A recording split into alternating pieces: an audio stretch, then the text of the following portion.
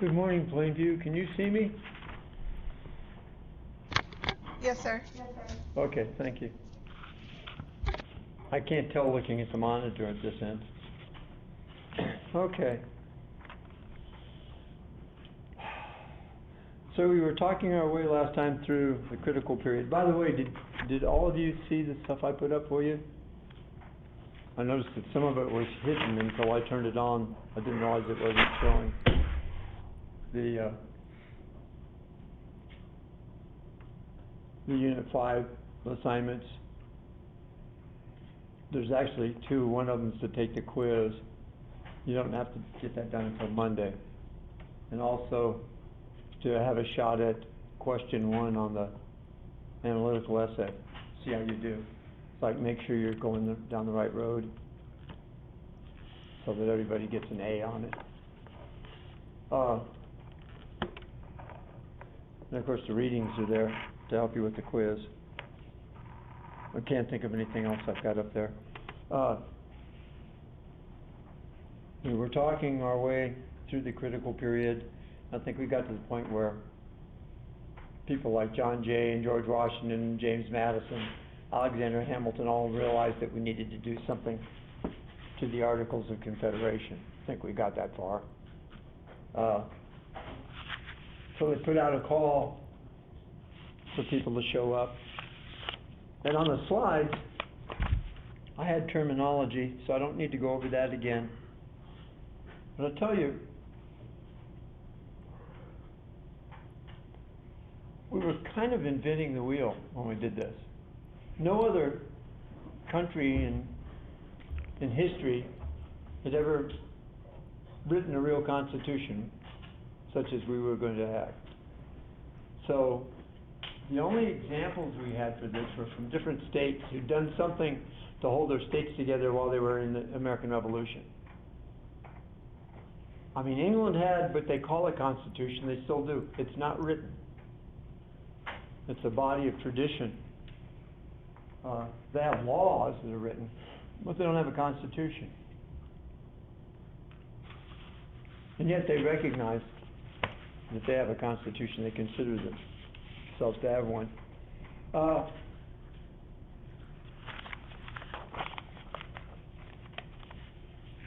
they're gonna, let me put up this PowerPoint on it.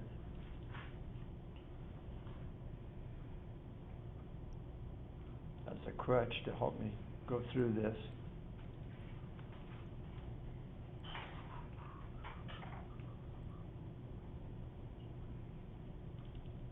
We're still on that PowerPoint about the critical period, I think. We did ratification. We talked about ratification. Not sure that we talked about, did we talk about George Washington's first cabinet yet, or any of that? Okay, well, let's go back. I mean, we got to talk about the process a little bit. Now, I think I mentioned some of the people who had an influence on our thinking back then. I'll run over them one more time so you can remember them, but probably one of the most influential was John Locke. And if you listen to the words of what are the first words of the Declaration of Independence?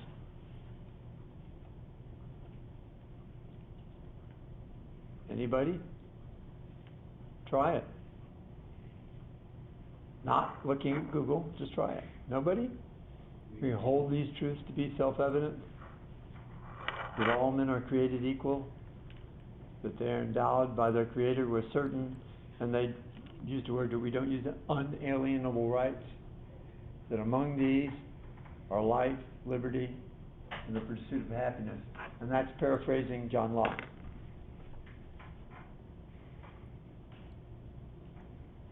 So that was his thinking. Then there was another Englishman by the name of David Hume. And his big thing was that if you have any kind of a society, an organized society, you have to have a set of laws. A republic, he said, must produce laws. And if anyone ever had laws, we have them. We probably have 50% more than we need. But That's how we live. We're a litigious society. We work through law. William Blackstone was probably the world's foremost, or the English-speaking world's foremost expert on law at this stage of the game. When he showed up for this convention, James Madison of Virginia had a footlocker filled with books by guys like Blackstone and John Locke and others to use as reference material. Obviously, he had plans. What do I mean by that? Well, when Hamilton asked these people to show up for this convention, he didn't say what they were going to do at it exactly. He said, we're going to solve the problems that we're having. Some people figured that they were showing up so they could adjust the Articles of Confederation to make it work better. But other people like Hamilton, Madison, people of that ilk, they were pretty sure what they were going to do was throw the Articles of Confederation in the trash can and start over. It was something that really worked. If you do the readings, I put up the readings in a little bit different order for this thing, but it talks about the Articles of Confederation. I don't think that particular reading shows up very much in the exam, but you ought to have a look at it because it makes it a little bit clearer, the problems with the Articles of Confederation and what people were thinking about it. But here you've got Blackstone. Then there's another fellow, Montesquieu. If you can remember his whole name, I'll give you extra credit on the next exam. Separation of powers. He didn't actually believe in democracy. Several of these people didn't believe in democracy. They just believed how a government should be put together. And he believed that the government should have balance through a separation of powers. Perhaps an executive part of the government and a separate legislative part of the government, the lawmakers, and a separate justice part, a judiciary part. And we're going to put his beliefs into practice in our Constitution. On the 31st of May, they all get together, and I say all, they weren't all there yet. Some of them got there pretty late. But they're going to make some ground rules. Let me see if I can find the ground rules really fast. Oh, they're right there. Pretty simple. George Washington's going to be the chairman or the president or whatever you call it. They really didn't know what you called it. They really didn't care. And what he's going to do throughout this convention is sit in a nice chair and look dignified. That's about it. Only at near the very end of the convention does he open his mouth to settle a problem. There's a guy named William Jackson who's going to be set up to be, or appointed secretary of this whole outfit. You can forget his name now and let him fade away into oblivion because he didn't do a very good job. But James Madison, the guy that showed up with all the reference books, he's going to take copious notes, which is a good thing because that's why we know what went on in that meeting. They're going to decide that it'll take 7 states as a minimum for a quorum to conduct business while they're there. They also decide, and it's not on the slide, that's why I don't put it up. You talking about this? You want to see the slide? Yeah. I wasn't going to even put it up. Sometimes it helps you write if you don't have the slide to confuse you. A 7-state quorum means it took 7 states present to do any business. And they decided that whatever business we do and whatever we agree on, it won't be final. What's the old line about it's not over till the fat lady sings? It won't be final until the last time that we actually put it into print. Up until that time, no matter what we've agreed upon, it's subject to change. They also agree, in order that they can speak freely, nowadays we call it brainstorming, where you just say things and some of them sound really silly, so you don't want anyone to hear them. So that they can speak freely, they're going to keep the discussion secret. The fact that they're meeting is not a secret. But they don't want anyone, they all agree that no one will tell anyone on the outside who said what in that convention. And they kept that secret. It's almost impossible to believe this. They kept that secret. And the agreement was it will not be revealed until the last participant in this convention dies. And sure enough, when James Madison passed away, his wife Dolly published his notes. That's why we know what happened in this convention. Basically, when it started on the 30th of May, there was a bunch of confusion. They didn't know where they were going, everybody talking at the same time. And they quickly decided, the smarter people, maybe Benjamin Franklin and others, decided that the only way this will work, we'll have to divide the job up, have committees handle the various different questions, and then they'll come back and report to the main body. And so that's what they're going to do. They're going to keep it in secret, and this has a physical significance as well as just a legal or procedural significance. They boarded up the windows so that nobody peeked through the windows. This is Philadelphia in the summer. They don't have electricity. There's no air con. Can you get the general picture? Just kind of picture like the locker room after a football game. It couldn't have been too pleasant to be there. They went home at night, but they weren't allowed to take the business of the convention out with them. They weren't allowed to talk about it outside. That was a mutual agreement. And considering the fact that a lot of people, like Patrick Henry, thought this was a big conspiracy to take away the liberty that they just earned from the British, they didn't want anyone else to be looking over their shoulder. Some of the things they talked about, well, the most important was, who runs this show? How do states get represented? How do we make up our mind how they're represented? Are we going to have one body in the legislature or two? Are we going to have an executive branch? If we have an executive branch, are we going to have one guy running the show? Or are we going to have something like a triumvirate, like the Romans did, where 3 people run it?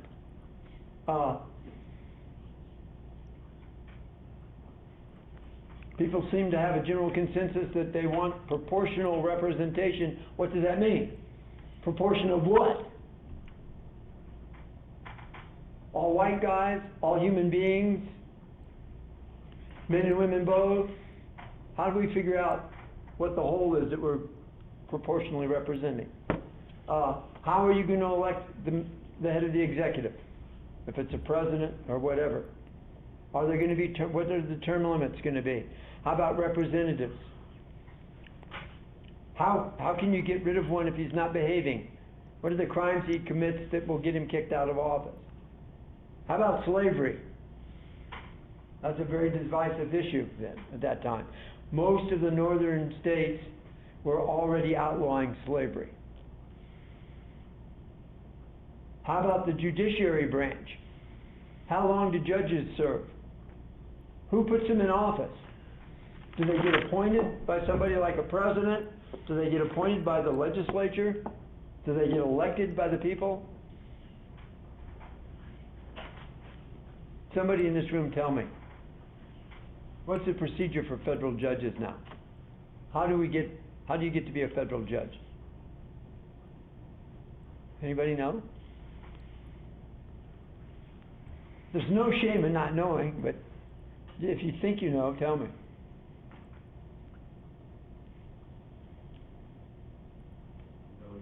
You're nominated by the executive branch and you're approved by the Senate.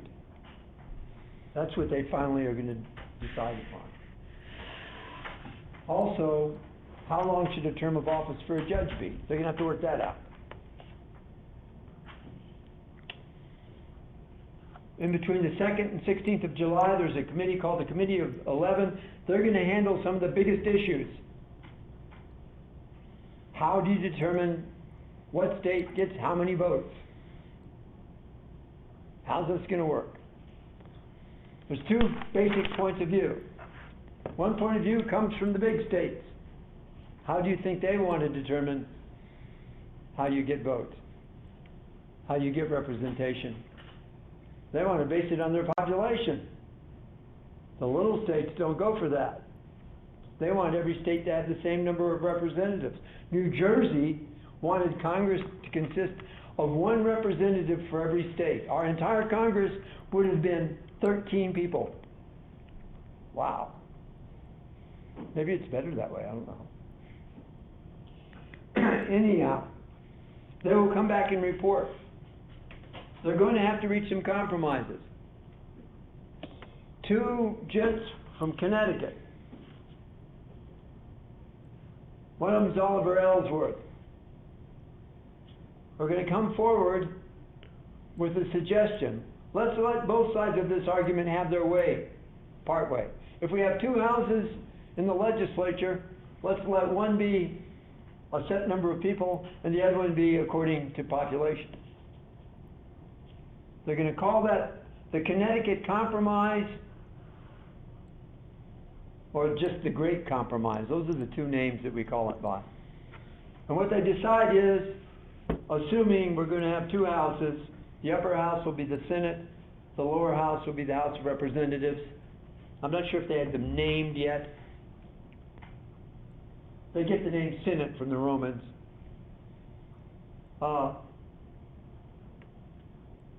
Why would they want to have a bicameral legislature with two houses?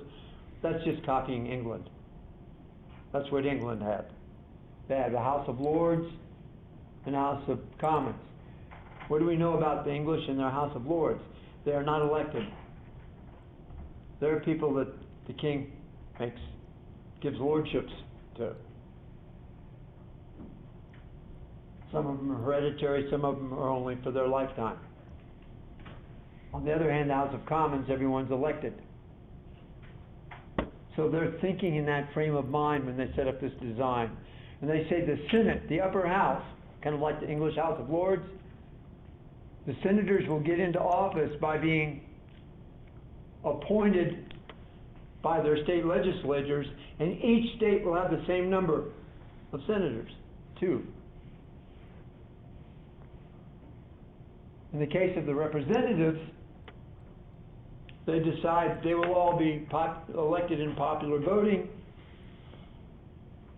with their seats in proportion to the state's population. They also said these guys have to be re-elected every 2 years. Senators are going to serve for 6 years.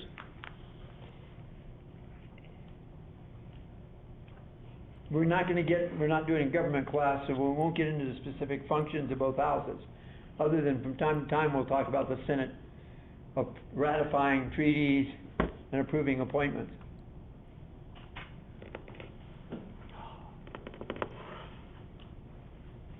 We still have a problem here. They figured out the Great Compromise and all that, but how do you calculate the population of a state? And immediately, the New England state, looking at Virginia. Virginia was the most populous state. It had the largest population at the time. They're looking at them saying, we know what you're going to try and do. You're going to try and count your slaves as part of your population. And of course, the Southerners are going to come back to them and say, what, of course, they're all human beings. And I would imagine maybe New York would come right back and say, not according to your own law, they aren't. They're real estate according to your law. They're not people. Can your house vote? Can your garden vote? Can your armchair vote? Slaves can't vote. Then they're going to have to come to another compromise. It's called the 3/5 compromise. So this one's the Connecticut Compromise or the Great Compromise. Then you have another compromise, the 3/5 compromise. Somewhere along the line also, the general subject of slavery, which they realized would just blow the conference up. They agree, and they make a gentleman's agreement, I think it's recorded in writing, that they will not discuss that issue, the abolition of slavery, for 20 years until the country gets its feet on the ground. And they keep that promise 20 years henceforth, they're going to pass a law outlawing international slave trade. They won't outlaw slavery, though. Okay. The Three-Fifths Compromise. How did they reach that? Does that mean that a slave is worth 3/5 of another human being? No. It's a pure compromise. One side starts at 0, the other side starts as we're going to count them all, and they go back and forth, and when they get to the point where nobody's giving ground, that's 3/5. That's all there was to it. There was no social comment being made there or anything. It was, this is what you get, this is the compromise. You can count 3/5 of your slave population. Virginia probably thought they won on this deal, and I think they did. Principles of government that they establish, they talk about the separation of powers. They've already taught 3 branches of government. They decided that the president should have the power to veto.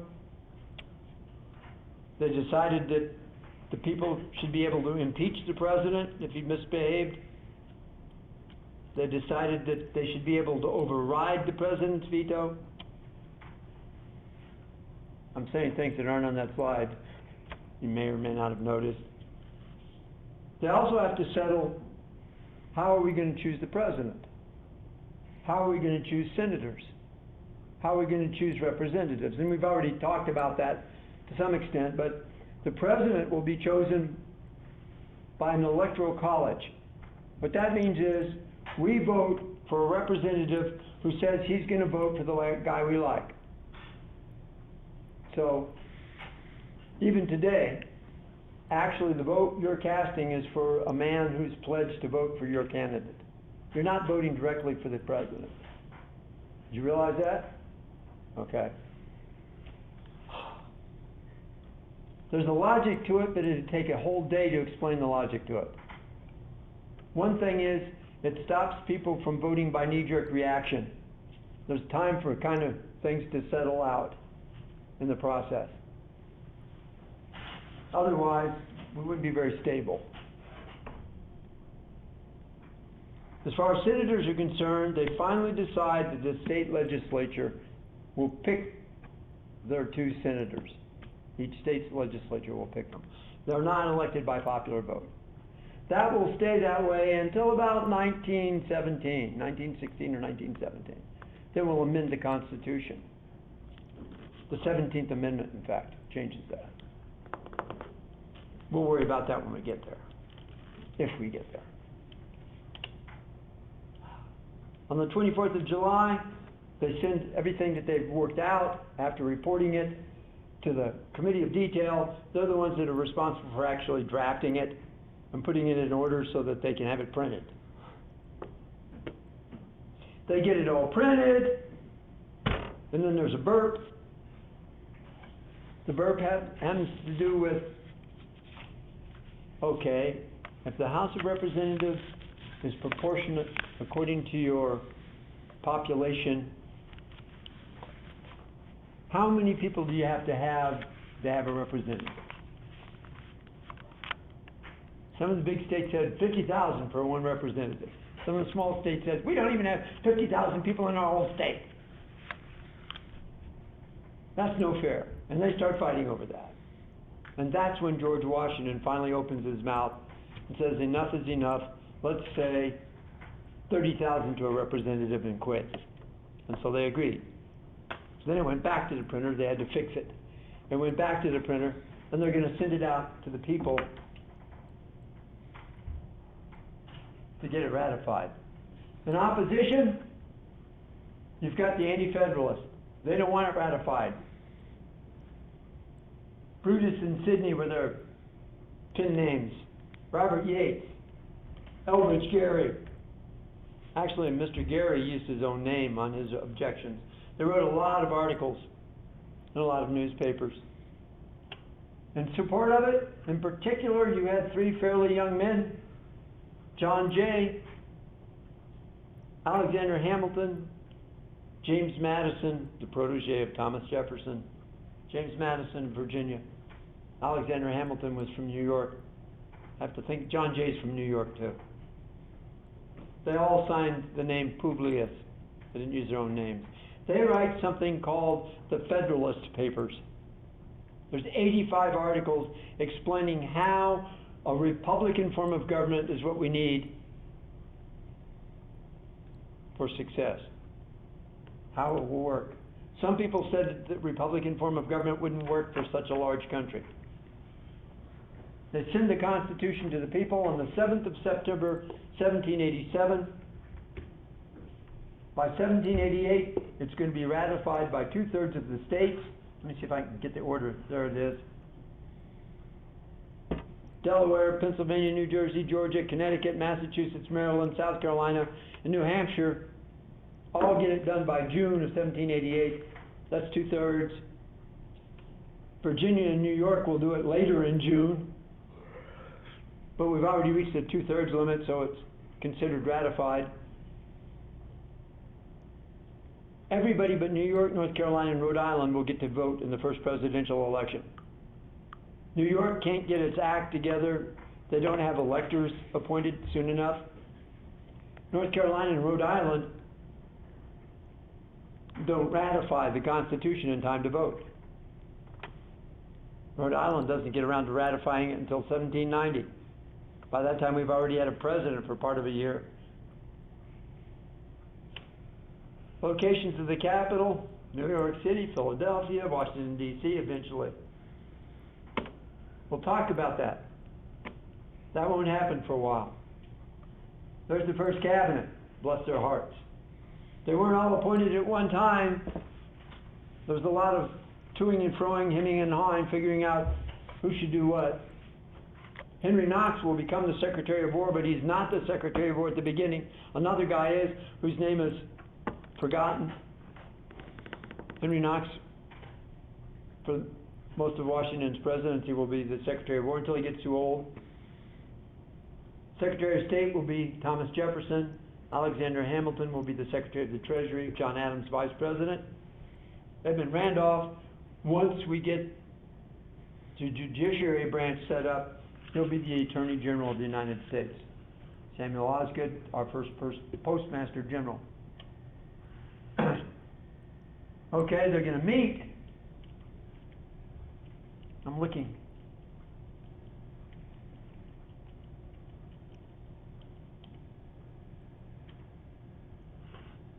The government meets on the 4th of March, 1789. George Washington won't show up in town to be inaugurated until April. And most other people aren't ready either. It takes time for people to get places back then. After that, generally speaking, presidents will be inaugurated in March, on the 4th of March, or as close to it as you can get, if it's on a weekend, up until the 1900s.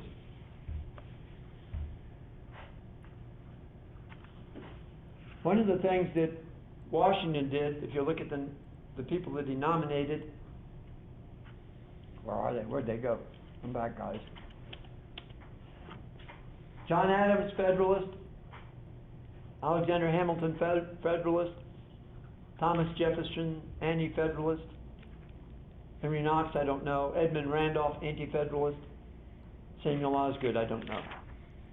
There wasn't a political party. It was just how they thought about what the function of the Constitution was and how strong the central government should be.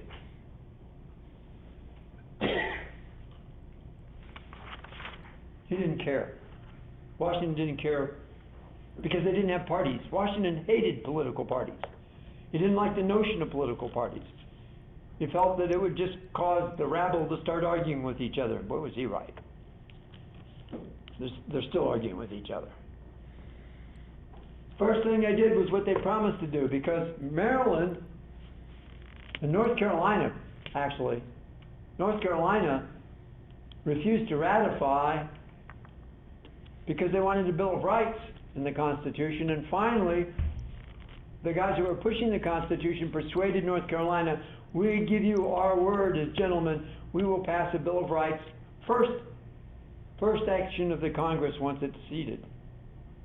And they do that. They're going to draft a Bill of Rights in 1789. It won't be ratified until 1791. It takes a while to pass through the different states. They're going to pass a Federal Judiciary Act in 1789. That will set up the court system such as it is. It will also establish the position of Attorney General, and that position will be filled by Virginian Edmund Randolph. Then they're going to look at money. They're going to pass a tariff act. Remember, the different states were collecting tariffs, but the federal government didn't have any income. They're going to pass the Tariff Act of 1789. Now, early dispute between the Federalists and the Anti-Federalists. People like Patrick Henry, James Madison, and those guys, they were still mad at the English, and they wanted to punish them. And they figured out a way to do it without mentioning England. What they would do is, they would put into this law that if you have a trade treaty with our country, you pay one rate. If you don't have a trade treaty with our country, you pay a different rate. Your goods are taxed at a different rate. It worked out at 3 to 5.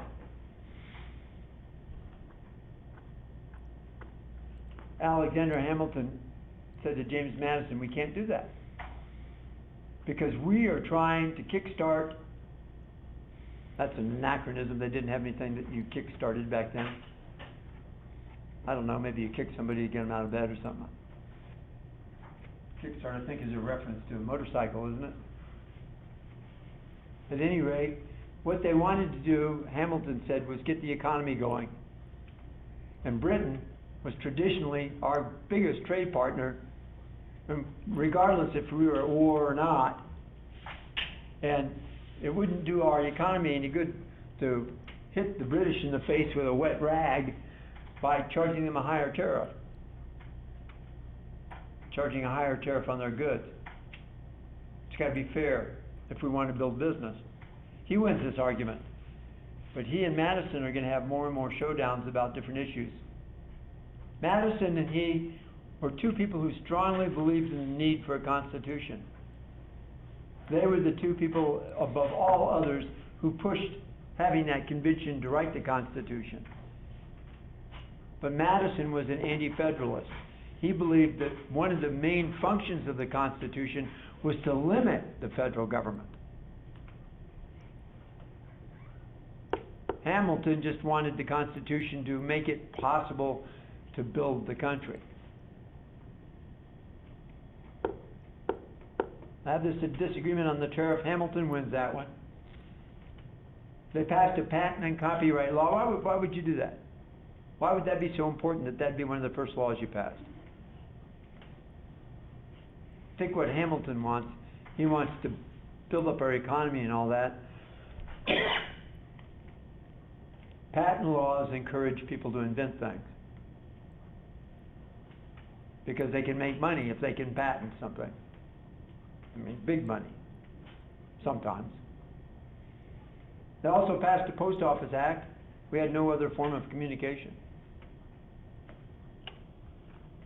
The Bill of Rights. Did we talk about this last time at all? Okay. In your readings, you have the first 10 amendments to the Constitution. I'm not going to go through them all here. I'll mention 2. But be familiar with those.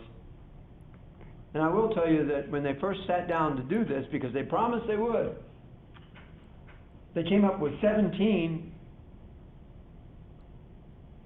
of these articles, of these amendments, and they decided a whole bunch of them were redundant. So they narrowed it down to 12. They sent 12 out to the people, but only 10 were ratified. The ones that we know as the first 10 amendments, otherwise known as the Bill of Rights, were finally all ratified in 1791, December. I've got them all listed up there. I would like to zero in on 2, because they become issues later on as we build towards the Civil War. The 9th Amendment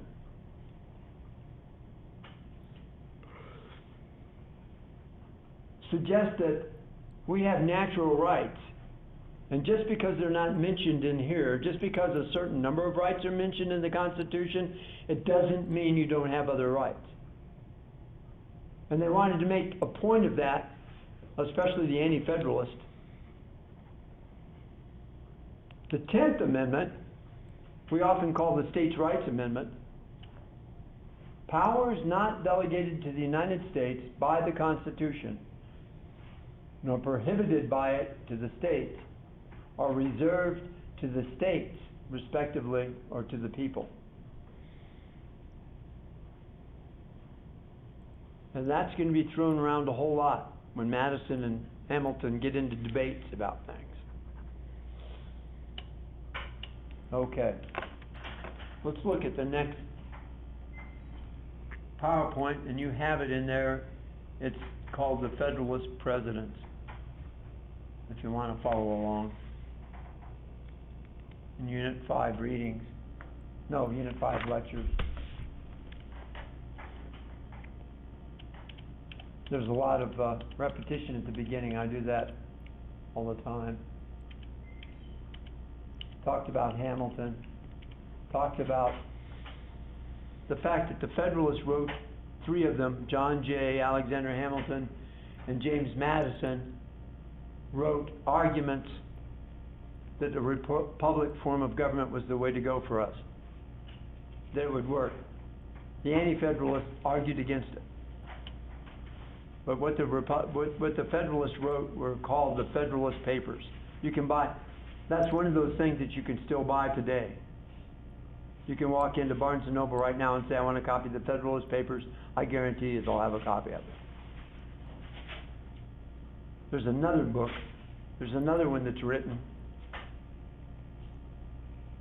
And that's the pamphlet that Thomas Paine wrote at the outset of the Revolution, called Common Sense. Proportionately to the population, that pamphlet turned into a little book. That pamphlet has outsold any other publication in our history, in proportion anyway. And you can still buy that at Barnes & Noble, I bet you. Anyway, here's Alexander Hamilton, George Washington's protege. They couldn't be more different. Hamilton was an illegitimate child, probably a little bit hyperactive, probably felt the need to overcome being illegitimate, filled with ideas about our economy. He saw his ideas about our economy for 200 years in advance. He was brilliant about that. He didn't have common sense half the time, but he was brilliant about that.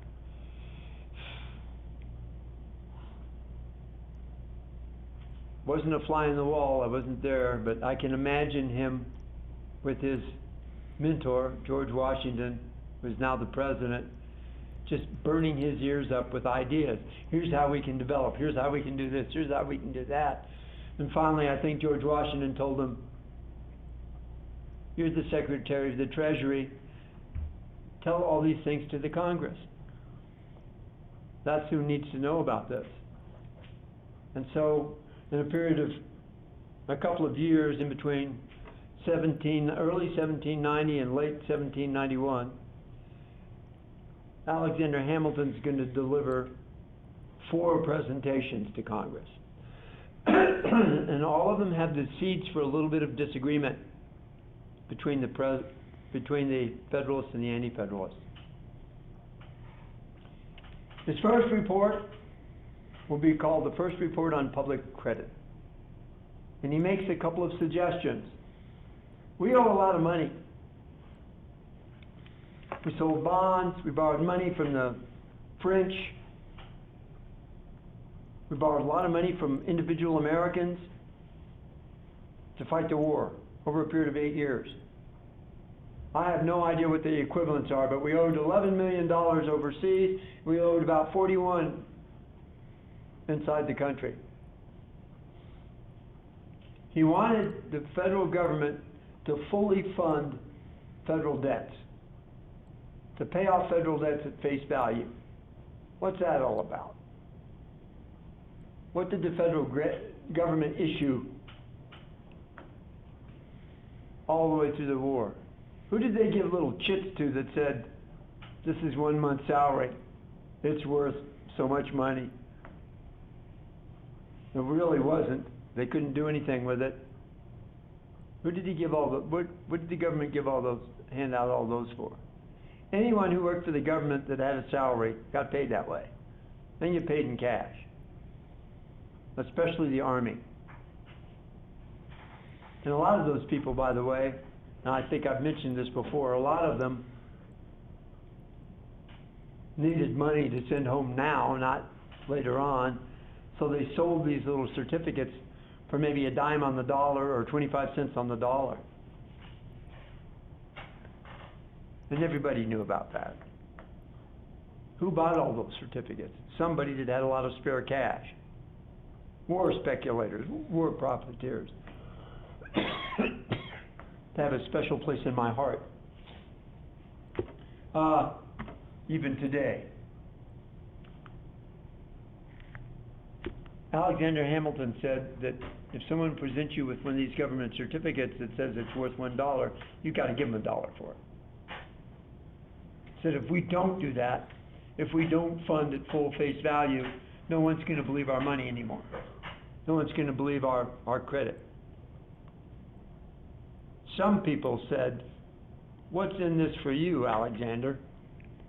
Some people thought maybe Alexander Hamilton had some friends who had a whole lot of these chits. And they wanted to make sure that they got paid, even though they only bought them for 25 cents on the dollar. No one ever proved that. But people accused him of being corrupt. The other thing he wanted to do, he wanted the federal government to take over all the debts that were incurred by the states during the Revolution. He wanted to start with a clean slate, nobody in debt. The southern states didn't like this. And the reason they didn't like it was simple. Throughout the war, one thing that wasn't destroyed were their farms. They still had their slaves, for the most part. They still had income. The northern states didn't make their money that way. They made their money from overseas trade, shipping, things of that nature, which was totally stopped throughout the war. So they had no money, and they couldn't pay their debts. And the Southerners are well aware of that. And the Southerners are saying, so, you want to pay off the debts for anybody that owes money. We've already paid our debts. So what you're telling me is, you want to use our money to pay their debts. And we don't like that. So Hamilton, who's eager to get this done, he's going to have to debate he's going to have to come up with some rationale that they can do that will make the Southerners happy. Second report he gives, he wants to have a tax on liquor. The only way we made money was to sell land. You could only sell as much as you could survey.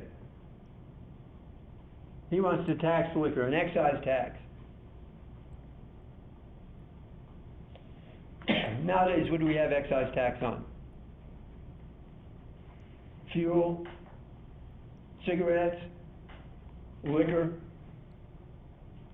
fact, Lubbock has 4 famous men who went to the federal penitentiary for dodging the tax on alcohol. I know I bought a restaurant from one of them. I don't know if he's still alive.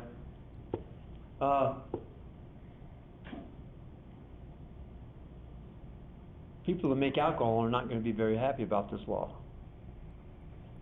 We'll talk about that in a while. Then the third report he does is a report on banking. And he says we need a national bank. Now we'd had one, kind of. We had the Bank of North America, set up by Robert Morris in the last years of the war. It just didn't work. He couldn't get it funded. He couldn't get enough investors. Remember, they made him the superintendent of finance just so that he'd put up money for the war. Robert Morris said, trying to get money from the states was like talking to the dead. He quit. Said, I don't want to play this game anymore. Alexander Hamilton said, if we have a national bank, our currency will be stable. If we have a national bank, that will be a source of capital for loans to fund development. He was big on development. He said, if we have a national bank, that's a safe place for the government to put its tax revenues and things like that until it needs it. Then it will give the government a place to borrow money in an emergency. Wait a minute. If the government doesn't have any money, where are they going to borrow it? Well, the national bank was always set up with 80% private money, 20% government money. It was an investment for people that had the money to put into it.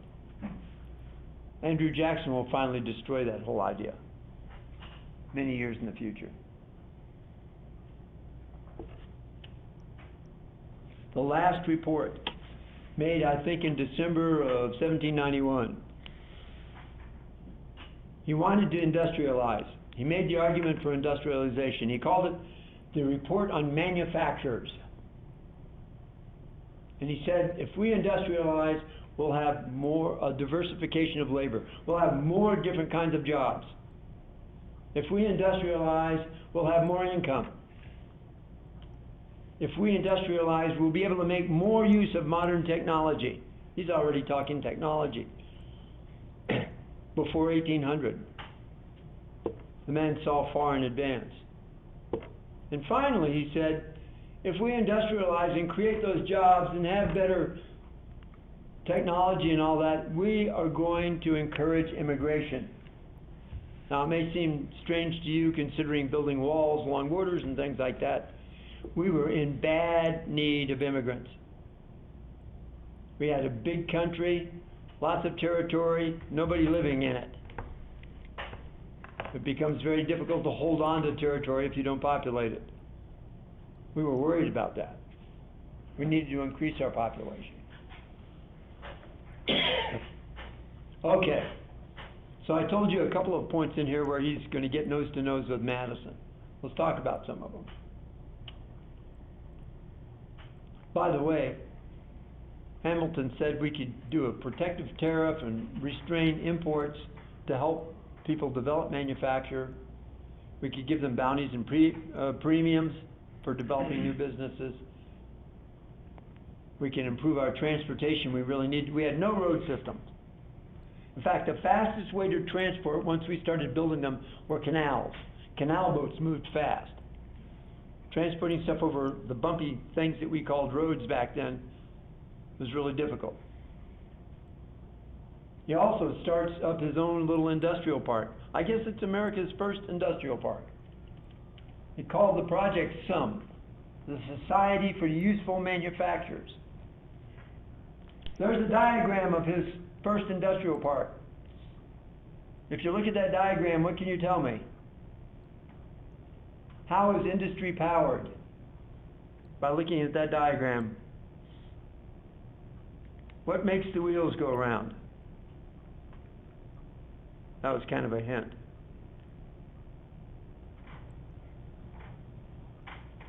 Anybody wake up?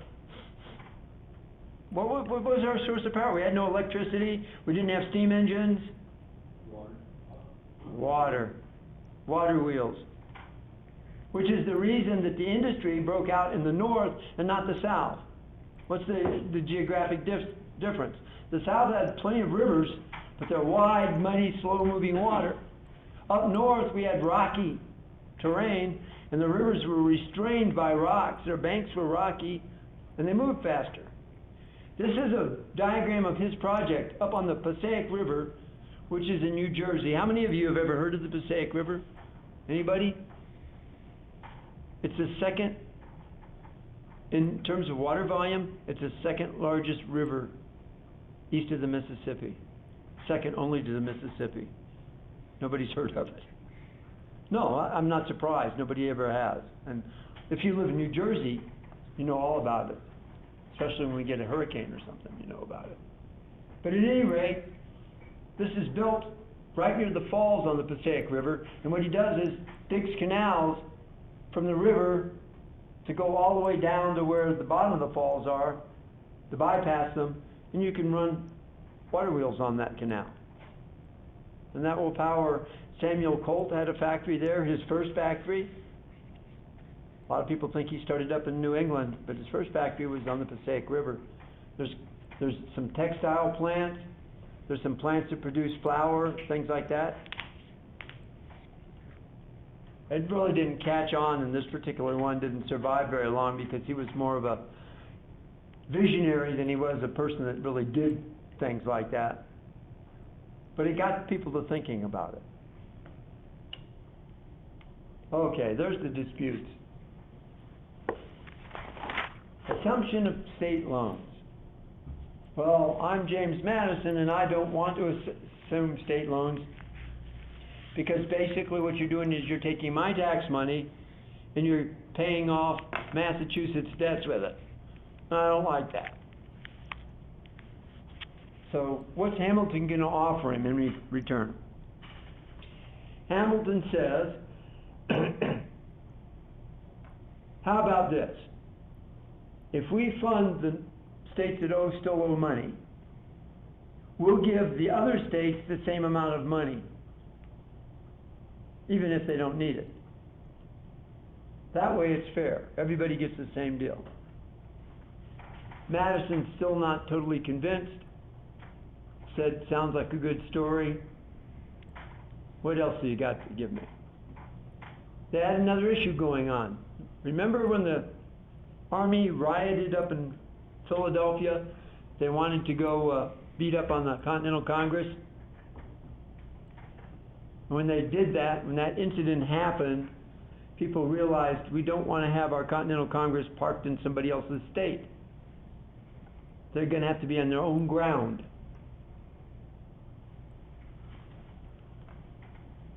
So the question was, where? Since all the 13 states occupy most of the territory, where? Alexander Hamilton said, well, look, everybody's getting the same amount of money. What if I sweeten the pot for the southern states by telling you, you can have the capital of the United States in your part of the country? And that pleased Madison. Well, it actually pleased George Washington the most. And since he was pleased, that meant Madison was happy with it. Thomas Jefferson was happy with it. And so this compromise caused the District of Columbia, in which our capital is located, to be put on the banks of the Potomac River in between Virginia and Maryland, right across the river from George Washington's home. They call this, by the way, write this down, you might want to put little marks next to it, the Compromise of 1790. The two results, one is that war debts got paid off for all the states, and the other is we've got our nation's capital on the banks of the Potomac, right across from Alexandria, Virginia.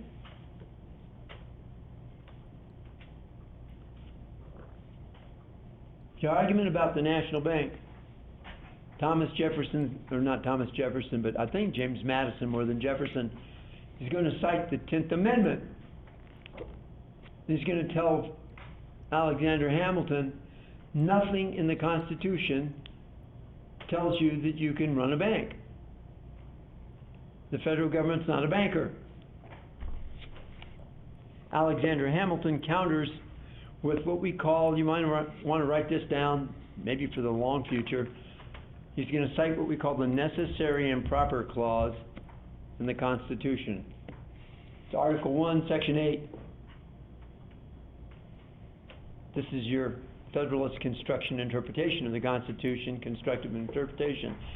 This clause says you may do what is necessary to enable you to do what you're required to do according to the Constitution. So if the Constitution says you gotta go from point A to point B, you can buy a horse or whatever. That kind of logic. He wins that fight. He doesn't have to offer anything for it. He wins it. And we're going to have our first national bank in short order. There are other political significances to this. One of them is you're starting to see a divide. It hasn't become geographic yet, but from two ways of thinking, Federalist and Anti-Federalist. George Washington watches this really carefully. He doesn't like it.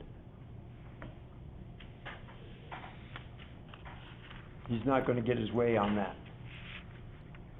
Okay. So what have we got? Hamilton's done this, and Washington's sitting as the president, and we've got a cabinet, and we've got a Congress. How many people do we have in the country? About 4 million.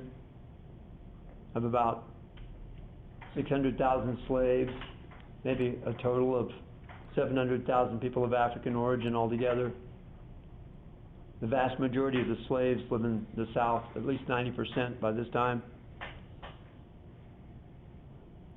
About 10%, maybe 8 to 10% of Africans who live, of people of African origin who live in America are actually free men. They're not slaves. Average woman, I think we discussed this last time, right? Average woman, 8 children. Why? Why would the average woman have 8 children? Anybody? Ladies? Men? Why? Why would they have 8 kids? For work, yeah. But what else? What do we know about the country back then? We had a high infant mortality rate. If you go back and look at historical, go on Wikipedia, just pick a period of time, let's say in the 1800s or 1700s, and look up some famous person, and it will always tell you how many kids they had, and a whole lot of them don't make it past childhood. And yes, you're right. I mean, there were a lot of people that had their little farms or their little home businesses and all that, and they needed more labor. If you're down south, you could use slaves, but not everybody had slaves, not even in the South. 60% of the people in the South had no slaves, even up to the Civil War. New England, small farms and manufacturing. Middle, like Pennsylvania, New Jersey, still a lot of agriculture, but a little bit of the New England stuff as well, a little bit of manufacturing and things like that.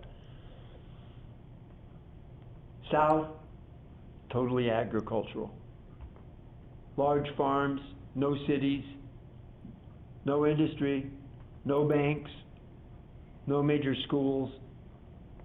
If you had money in the South and you wanted your kids to go to school, you sent them to the North. If you had a lot of money, you sent them to England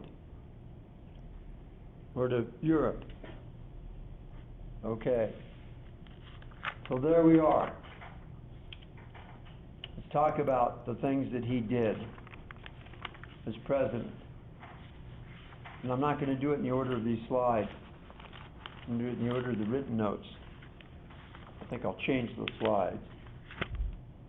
I always divide presidency into two things, domestic and foreign issues. George Washington had to worry about organizing the national government because no one had ever done it before. He had to worry about national credit. He was able to recover territory during his presidency from the Spanish, and eventually to get the English to pull out of the frontier area. He built the U.S. Navy, or started it anyway. We had no Navy. We had kind of a Navy during the Revolution. It was all made up of private ships. And by the end of the war, they were pretty much used up. We didn't have a commercial Navy, we didn't have commercial shipping, and we didn't have a military Navy. While he's president, we're going to get 3 new states: Vermont, Kentucky, Tennessee. He's not going to do a whole lot of internal stuff in his first 4 years. When his first 4 years are coming to an end, he's getting ready to go back to Mount Vernon. He's tired. He's done his bit. Thomas Jefferson, that's funny because George Washington tends to be like a Federalist. Thomas Jefferson is an anti-Federalist, but Jefferson comes to Washington really quickly and says, you've got to run for president again. We're going to fall apart if you're not our president. So the Federalist group, they nominate Washington. The anti-Federalist group, they nominate Washington too. We're going to start calling the anti-Federalists after a while the Democratic-Republicans. Sometimes they call them the Jeffersonians, depends on who your teacher is. Jefferson's party for vice president nominates George Clinton, the governor of New York, for president. Of course, they nominate Washington. The Federalists renominate John Adams to be the president. The vice president, rather. Okay, so what's George Washington got to do in his second term of office? It kind of started in the first term, but there's a more Indian war. It was going on when under the Articles of Confederation, and they didn't really get it stopped. Now they've got to do something. They send out several groups of people to try and negotiate with the Indians or trying to fight them or whatever. It doesn't work. So finally Washington will turn to one of his generals from the Revolution, a guy named Anthony Wayne. They call him Mad Anthony. Tended to be a little bit crazy when he attacked the enemy. He's going to take 2,600 men and some Kentucky riflemen, frontiersmen. He's going to go out into Ohio, Indiana territory, out in that area. And he'll fight a number of battles, but one major battle called the Battle of Fallen Timbers. That's going to happen in 1793. It's up in Ohio territory, I think. I have to look at my map. I probably have it. See if I do. Yeah, I do. On this particular slide,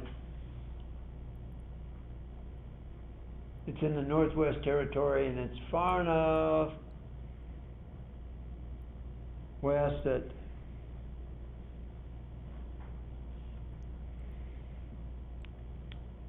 maybe it's Ohio, but I don't think so. Maybe it's Indiana. Anyway, it was a territory. It wasn't a state at that stage of the game. He's going to win the Battle of Fallen Timbers. It's a major victory.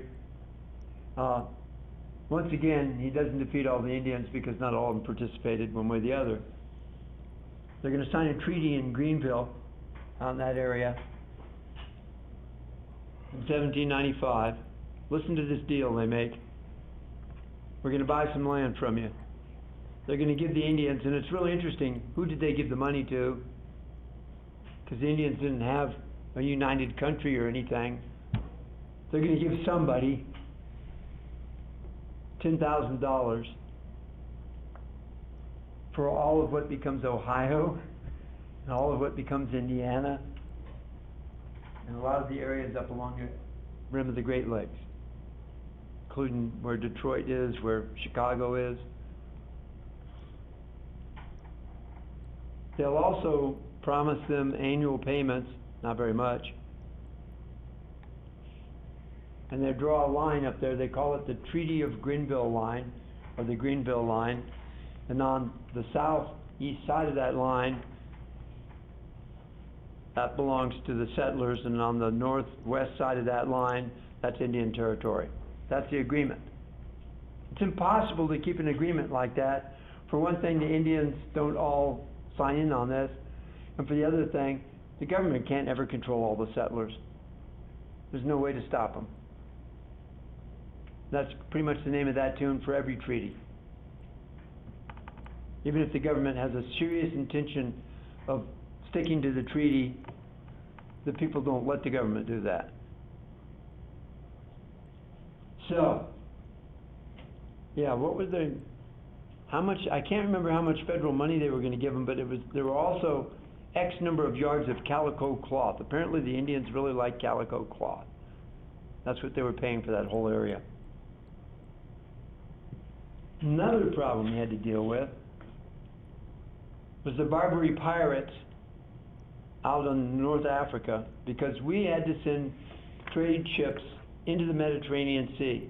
And going in between Gibraltar and the north coast of Africa, there's a very narrow stretch of water called the Straits of Gibraltar. And the pirates would be sitting there waiting for them. The pirates had what they call galleys, rowed by slaves. And if the wind wasn't blowing, you were in trouble if they came after you, because they could go when there was no wind, but you couldn't. They would capture ships, they would take their cargoes and sell them. They were actually pretty sophisticated about it. They knew where to sell everything, they knew what everything was worth. They'd hold the ship's crews as hostages, hold them for ransom. Back when we belonged to the English, of course, we didn't care, because the Royal Navy protected us. Now we're independent, and the Royal Navy just sits there and laughs. They don't care what happens to us. And we don't have a Navy to deal with it. That's a quandary for Washington, but Congress steps in and gives him the money to begin building a Navy. You all know the size of ships and all of that in the old times? Okay, basic sizes. A ship of the line was like a battleship for them. It was a wooden ship, large wooden ship, maybe 2 or 3 decks, somewhere around in the vicinity of 74 guns, 74 cannons on it. Very heavy, very strong. You could fire point blank with a cannon into the side of one of those ships and it would bounce off. Might splinter something, but it'll bounce off. The next size ship, a fighting ship, was a frigate. They were usually about a 38 gun ship, maybe 1.5 decks, where you've got, one single deck of guns and then maybe one deck that goes half the length of the ship. Very maneuverable, faster than the ships of the line. All the young captains who wanted to make a name for themselves wanted to be frigate captains. They didn't want to be a ship of the line captain. That's the kind of ships that we decided we wanted in our Navy, because we didn't want this. We weren't planning to fight giant naval wars. We wanted to protect our coastline, protect our cargo ships. So Congress gives the President the money to construct 6 frigates, modern frigates. We're not going to get the job done, because interest in fighting the Barbary pirates is going to kind of fade away. It goes up and down all the time. We will get 3 of them built. In May of '97, a year after Washington goes out of just after, not a year, several months after Washington goes out of office, they'll finish the USS United States. It's rated at 38 guns, but it usually has 48. Go figure. USS Constellation is finished in September of '97. 36 guns, and I don't know how many they put on there, but it was more than 36. USS Constitution was finished in October of '97. It was rated at 44 guns, but quite often, in years after it was built, it had 52 guns on it. Later on, they'll build some more ships, but not right away, because when interest dies down, Congress isn't interested anymore. We slowed the Barbary pirates down a little bit. We made some treaties and agreements, so they stopped taking our ships. We also paid bribes to them, I think. The Europeans all paid bribes to them. One last thing for Washington to do internally, domestically, and that was deal with the rebellion over the excise tax on alcohol. Because you see, a certain part of the country made more alcohol than anybody else. And they thought the excise tax was unfair, unfairly focusing on their trade, making them carry the weight for the whole country. If you were a farmer out west, and you raised corn or sorghum or something like that, or rye,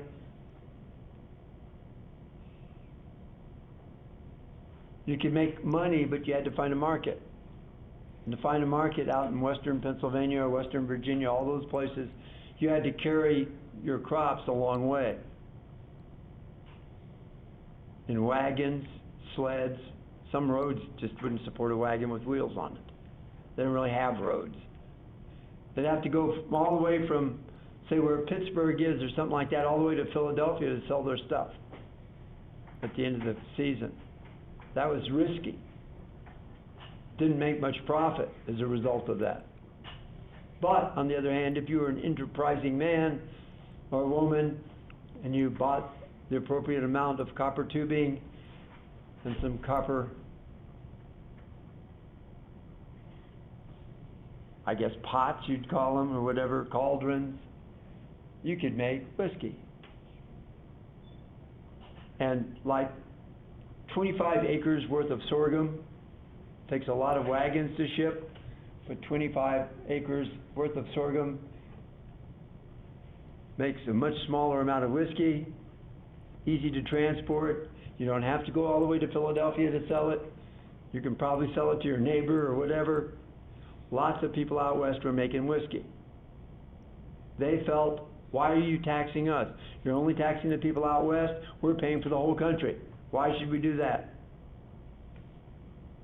At one point, about 1794, a group called the Whiskey Boys are going to rise up in western Pennsylvania. They're going to threaten to capture Pittsburgh. Wasn't a very big city then. George Washington is going to be forced to take action. He's going to issue a proclamation telling all these people that they're guilty of treason.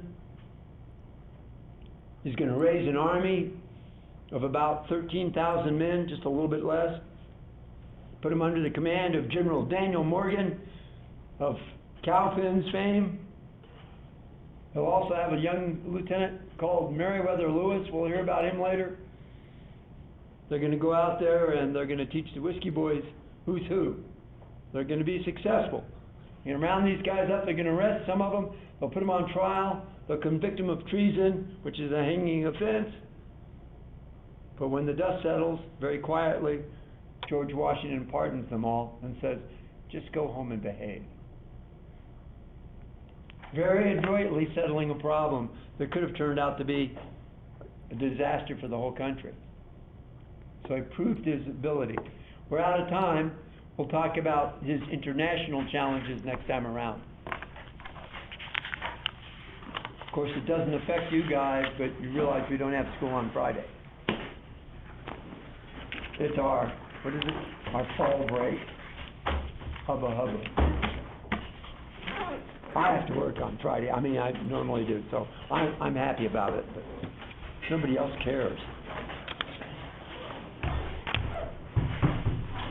Have a great weekend. Don't forget to look at the stuff I put up for you for Unit 5. Look at that red letter stuff that tells you what you need to do for Unit 5.